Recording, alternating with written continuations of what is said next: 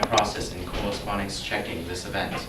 Well, you can correspondence check this event by saying, well, the world powers at the time can all attest to the fact that America did use an atomic weapon on Hiroshima. The world back then, in 1945, and even now, in 2013, can view this devastating effect that that bomb had on Hiroshima and the people of Japan.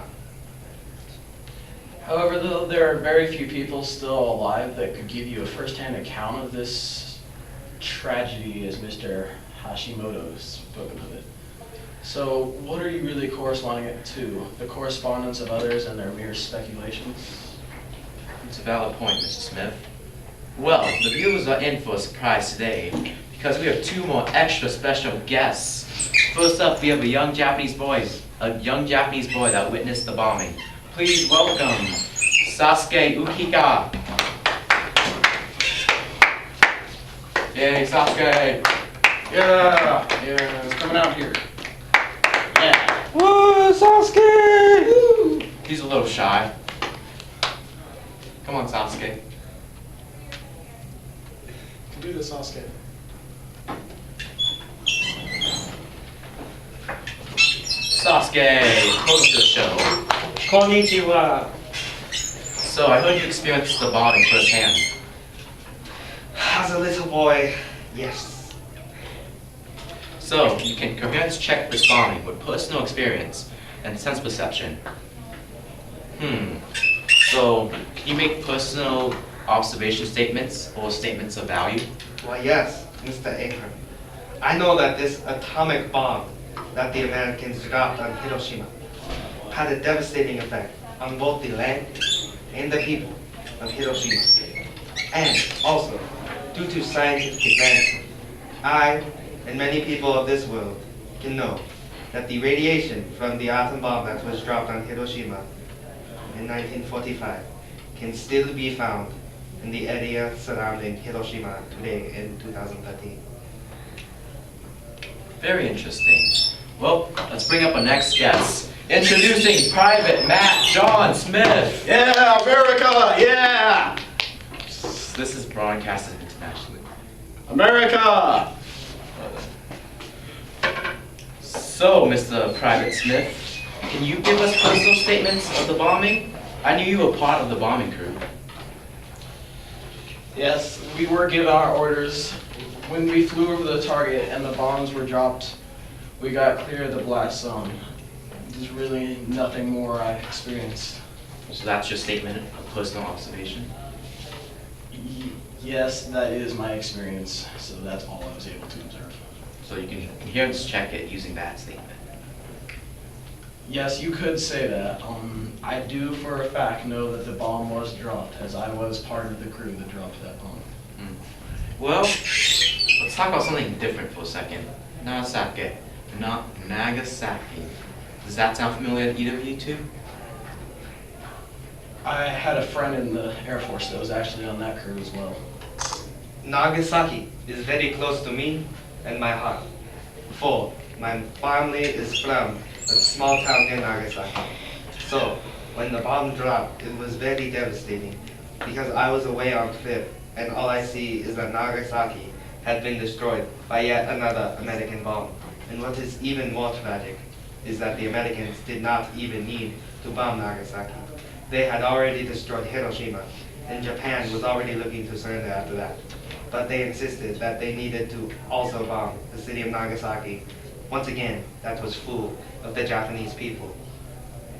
So you could coherence check the bombing at Nagasaki, but there was also a use of another atomic bomb, which we can use to pragmatically check the bombing at Hiroshima. Mr. Hashimoto, how else can you pragmatically check the bombing at Hiroshima? Well, Mr. Ahern, a pragmatic check is checking the practicality of the bombing. And from my point of view, there was no practicality behind the Hiroshima bombing. The Japanese were already looking to surrender. So the Japanese, we attacked Pearl Harbor, that is true, but we only killed 2,000 people. For America to respond like that and kill over 200,000 of my people, innocent civilians that had nothing to do with the military, That was not practical at all. America took it exponentially too far. So, well, to what extent would you say we could pragmatically check it then? From the Japanese standpoint, personally, I do not think that the Japanese can pragmatically check Hiroshima that much. But from an American standpoint, from say Matt Smith, they might be able to pragmatically check it better than I. Mr. Private Smith, what would you say about this? After Pearl Harbor, our president said, the Americans are a strong people. They will recover and they will retaliate. We retaliated 10,000-fold. I can pragmatically check that this was necessary because he said that we will do whatever we need to in order to ensure that this did not go unpunished and that the Japanese people would pay for this, for bringing us into this war that we had previously been neutral in. So you have a sense of reason, while Mr. Sasuke has a sense of emotion. I see. Well, thank you for this closing. Thank you for being on the show. Let's please welcome back Mr. Hashimoto and Mr. Smith.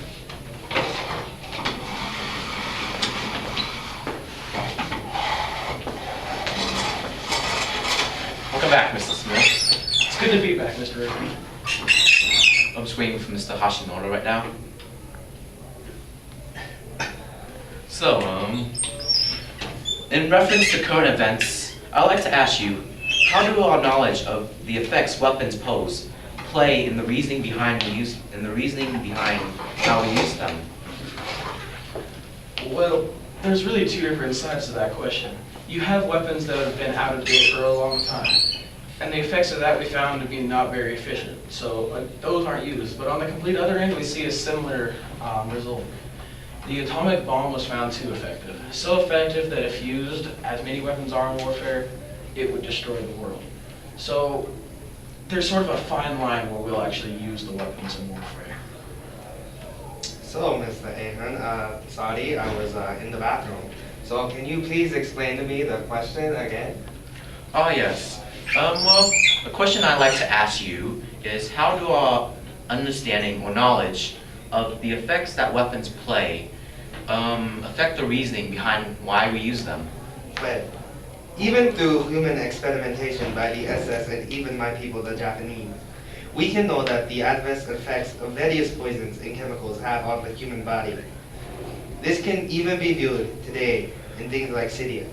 There are several reasons why the UN has banned the use of chemical weapons, because we know that the effects these weapons have on the population and the world are devastating. This is why we are not allowed to use atom bombs anymore, because it destroyed my people and Hiroshima, the land itself.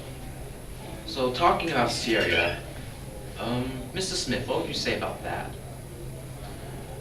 I would say it is not to the same extent that we have seen before.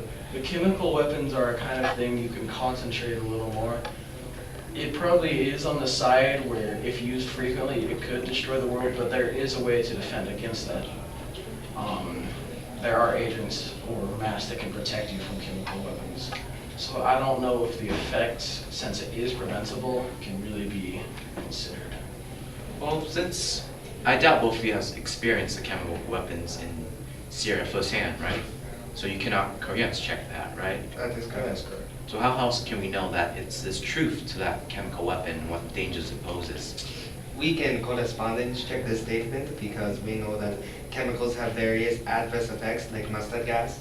In World War II, mustard gas burns the throat inside the human body and it causes the inability to breathe. So we know that chemical agents like this are very, very devastating on the human body and it can kill. And this is all shared knowledge because we have knowledge of it before. Your combination of sense perception with language and reason really makes us question the validity of these weapons. Well, that's all the time we have today, so let's give a round of applause for our two guests, Mr. Hashimoto and Mr. Smith. Well, we're out of time today, but before we leave, I'd like to leave our viewers